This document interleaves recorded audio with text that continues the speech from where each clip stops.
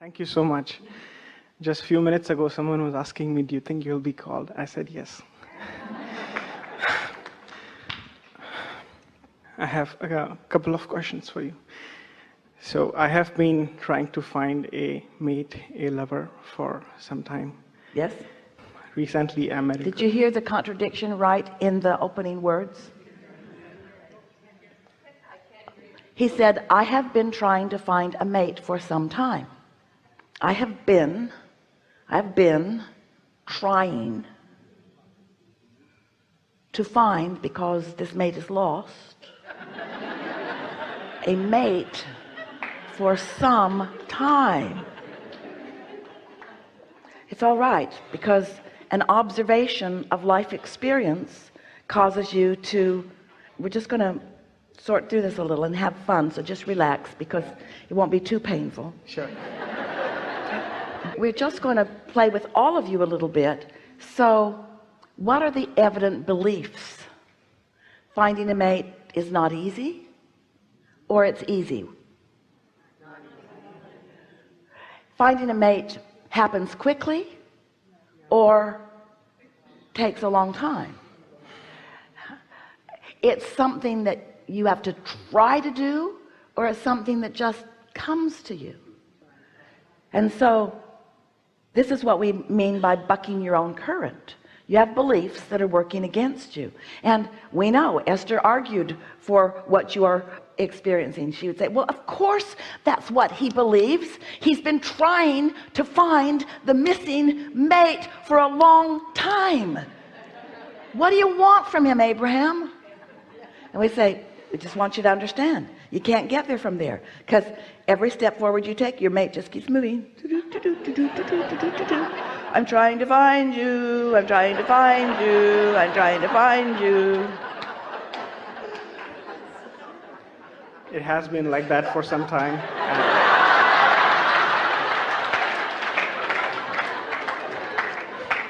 So the best way to have something that you care about break loose is by taking your attention off of it, because when you put your attention on it, you practice the vibration that you've got going. So you want to do something to stop that momentum, or even better, you want to start a different momentum. So if you would start a different momentum on another subject, or just focus upon something else that is working, you would stop the practice of that. And when you stop the practice of something, the momentum of it subsides.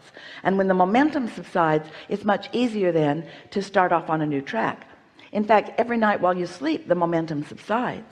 But for most of you, when you wake up, you just activate the same beliefs again by staying on the same subject again, by offering the same words again, and remembering the same things again. And so it's a matter of deciding what you want to keep active and what you don't want to keep active. And the thing, oh, we love you all so much, but you know what you believe? You believe that in order to get what you want, you have to try. And you've been taught that the more you want it, the harder you should try, and the more it's not coming, the more you should try. And it's counterproductive, because when you really believe that it is not coming, the harder you try, the more it won't come. That's just the way it is, you see. So don't do that anymore. Next. So actually there's a little background. We're sure there's a lot of background. That's the whole point. Beliefs are about background, but what you want is in the foreground. And so if you keep the background activated, the background just keeps coming with you everywhere you go. Come along, doubt and fear. Come along. I don't want to leave you behind. Come on. Oh, let me activate you a little more. You're not quite close enough. Okay, here we go. There, now you're just miserable enough for me. Yeah, here we go. I think I'll go to Can't Find a Mate Anonymous meetings. So I have been practicing meditation and trying to get rid of the negative momentum. Can't get rid of negative momentum. There's a war against drugs, and a war against cancer, and a war against AIDS, and a war against teenage pregnancy, and a war against terrorism, and war against terrorism, war against terrorism, war against, and all of them are getting bigger. Because whatever you give your attention to, you practice and attract to yourself until you are part of the statistic, you see. So after he leaves this room, he will never say the word trying again. It's like shock. We'll poke him with a stick every time he says trying. So I met a girl a few months ago through a mutual friend, and I didn't really know her, but for some reason, for work, I got to meet her a few times, and I instantly fell in love with her. It was like, you would say, love at first sight, or I was like on drugs all the time, all days, and I liked each and every little thing about her. I absolutely adored everything. It was like immense power. I felt so powerful that when I envisioned living a life with her, I could feel that I'm the most powerful man in the world. I went and saw a $9 million home. I thought of starting my own startup.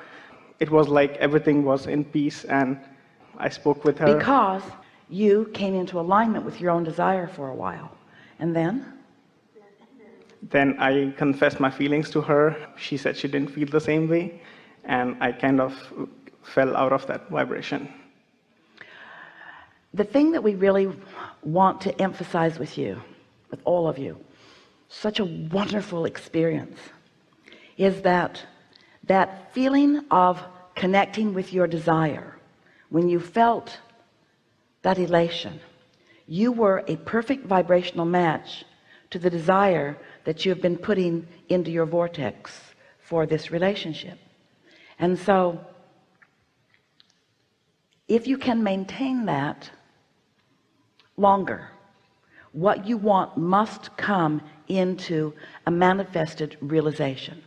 But what happens when that momentum is short-lived and the former belief is still available, maybe even readily available, and you act too soon, then the result of your action backfires. That's what we call trying too hard. Backfires, because then you began immediately to respond to her saying that she did not feel the same way, and then that wonderful bliss went away for you, because your bliss was conditional upon her response rather than conditional upon your alignment with what you really want.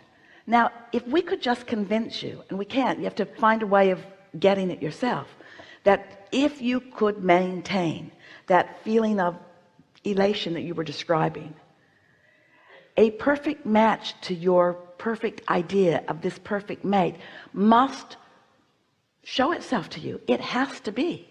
But everything that you have just described here is exactly what goes with most people about most things. They want something because they don't have it, and the more they don't have it, the more they really, really want it. And then they move into action before the action is really inspired. It would be like putting the seed of corn into the ground, knowing that it's going to grow if it's nurtured, knowing that it's going to be something really good to eat in time, but instead going out there about a week later and looking for it, and then just digging it up, and then saying, oh, you're not what I expected, because you did not allow the gestation, you did not allow the universal forces, you did not allow yourself, because you see, it's really you that ripens, it's really you that readies yourself. Well, I can't really put back that corn seed, can I? I can't really go back to her again now. We haven't spoken more than 10 words after that. So what? So what? Out of every bit of contrast comes wonderful clarity, and comes a new bounce, and comes a new intention. And so, for one thing, the intention is, I am so delighted at the idea of someone feeling about me the way I feel about them. In fact, nothing less than that will do. Nothing less than that will do. Won't it be wonderful when someone else gets to hold me as their object of attention and feel that way about me? How good that will be for them, because oh boy, it was so good for me. How much I appreciate this wonderful girl, that she stood as my object of attention for so many pleasurable thoughts that I offered. And just because her response is not what I wanted right now, it doesn't mean that I cannot continue to hold her or someone else as my object of attention. Clarification, clarification, clarification. Clarification not only about what you want, which may already be clarified, we're not quibbling with that at all. Clarification about my vibrational readiness for that, you see, because most people, and we know it's true of you because you have worked hard, you're a really strong focuser, you're accustomed to things moving in response to your determination. These are all strong attributes of focus. But when you have a contradictory vibration and don't know it, and you get determined, then you attract and repel and attract and repel and attract and repel and attract and repel simultaneously. So the repelling isn't because you're not lovely. The repelling is because your vibration insisted that it be there. It's vibrational repelling. This is not an indictment on who you are. This is not because you are flawed and will not find the perfect mate. You will. You are. Your vortex always has, already has. The repelling is because of the vibrational tug of war that you've got going on. That's all. And when you stop that, oh, there will be no repelling, you see. But the tendency, when you don't really understand the laws of the universe, is to assume, oh, something must be wrong with me. I am being rejected because I am inappropriate in some way. That was the exact thought I had. That is not what it is at all. First of all, you weren't rejected, you repelled. Say to her in your mind, it doesn't surprise me that you could not come to me because I was pushing you away as strong as I was trying to call you to me.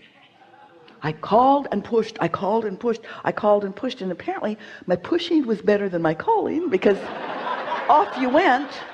But it's all me, it's all me, it's all me, it's all me, it's all me, it's all me, you see. If we could get you to see what we see, you'd never worry about this again, ever. If we could fast forward down the road just a little bit, and you could see what comes as a result of this contrast and the clarifying thought processes that you offer, you'd be feeling pretty good right now.